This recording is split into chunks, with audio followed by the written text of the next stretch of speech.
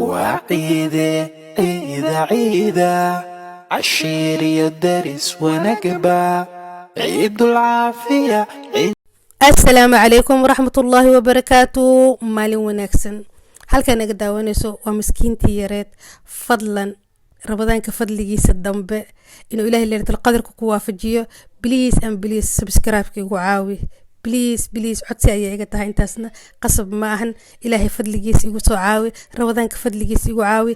aad baan kaaga mahad celinayaa. maanta waxaa sameysanaynaa iyo cuni caalaan jecloosh igey. halkaas waxaa igu jiro 2 koob bur ah, half saliid ah iyo half sokorta shiidan. waxaan ku darayana waa faniila, yani caraf baa ka rabaa.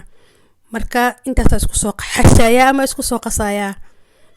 haaf yar baa saliid ugu soo darsanaya maadaama ramadaankii 10kii dambe la maray. waxaa la isku diyaarinayaa ciid. ilaahay ha naga aqbalo acmaasheena saalixa.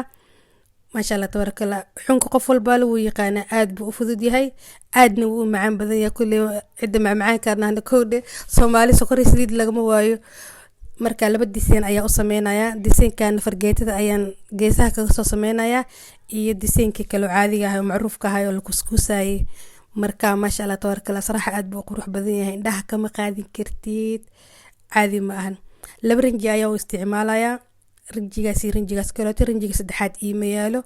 fornadii markaan ka soo bixiyay sidaas ayuu ku soo baxay. gadaashiisana waa kaas, hortiisana waa kaas. shuuraayk maasha Allah tabarakallah aad buu qurux badan yahay. ciid mubaarak. muqaddima idin sii ciidini. ilaahay ciidana gaarsiiyo caafimaad iyo bashbash. fadlan subscribe-ka igu caawi. wassalaamu calaykum waraxmatullaahi wabarakaatuh.